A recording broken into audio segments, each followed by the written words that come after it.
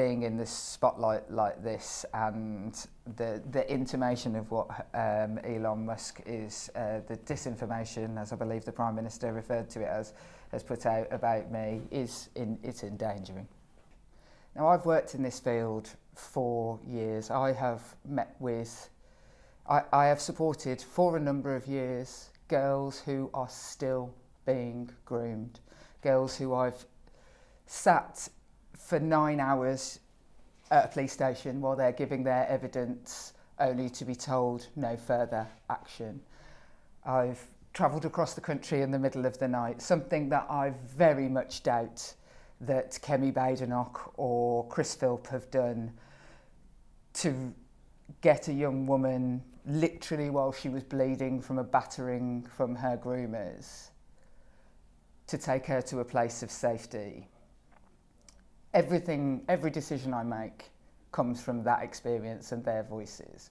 And what I saw happen in Telford is the exact opposite of what I have seen happen because of the National ICSA inquiry for the last 2 years since it came out.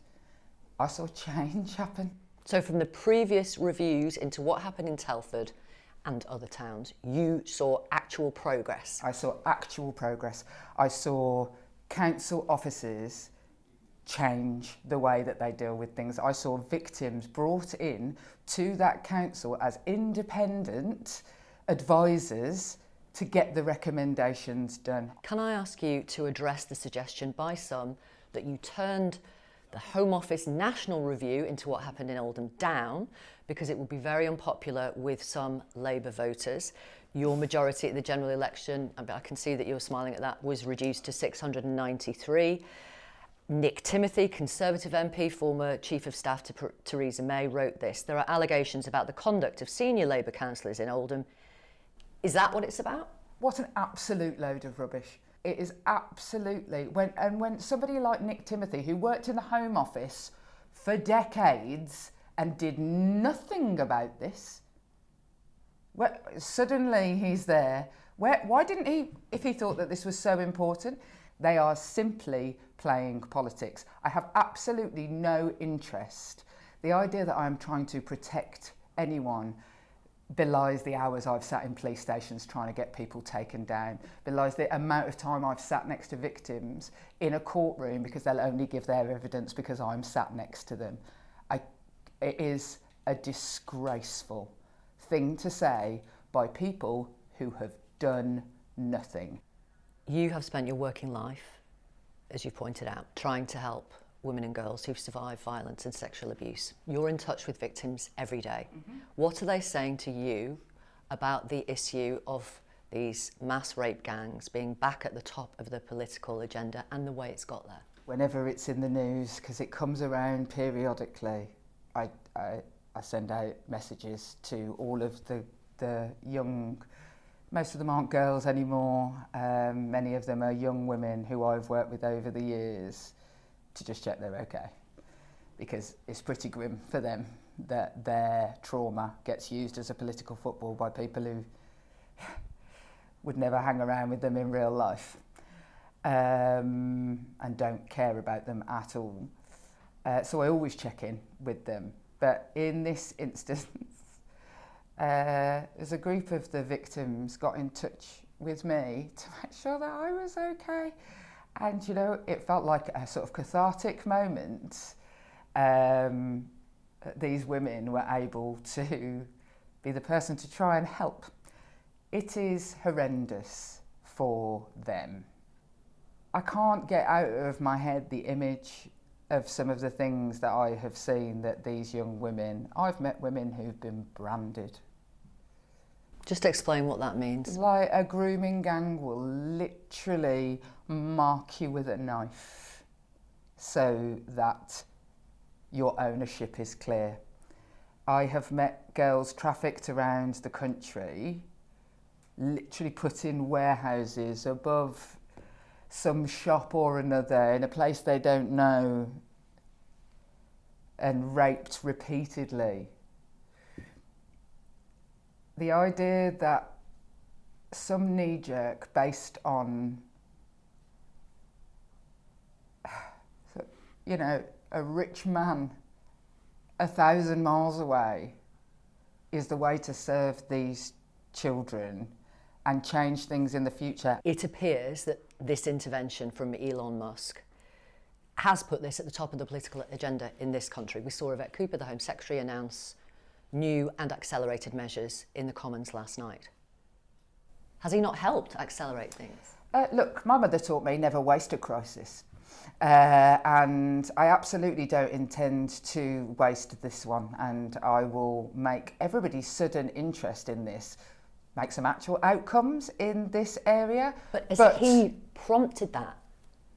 To be perfectly honest, the things that Yvette Cooper was announcing yesterday are all things that we were working incredibly hard on ensuring.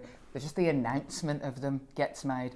The idea that we were going to have a victims panel, you can't imagine that I would ever set up a group about child sexual abuse and not have a victims panel.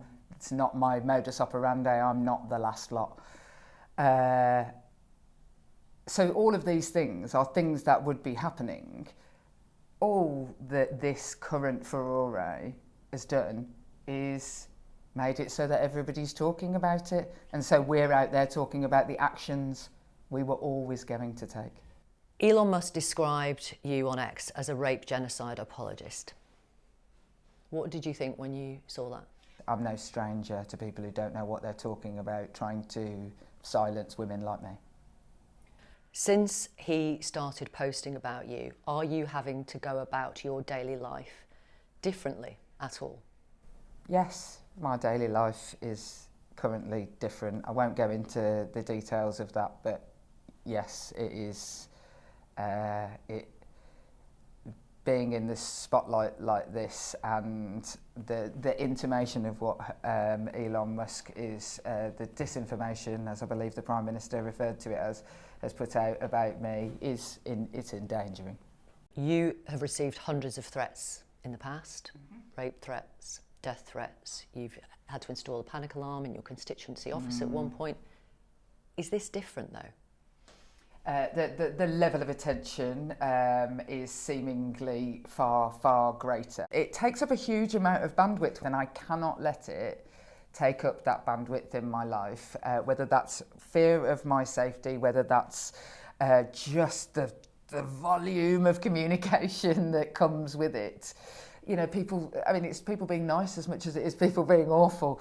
It is a lot, and I have a job to do to get the recommendations of the previous and to ensure that we are, you know, the way I will react to this is I will be getting all of the council leaders together to ask them to look at exactly what Telford did, because that's what I know worked, and look at how we can actually make an actual change rather than just wave a flag and hope that it will make it better.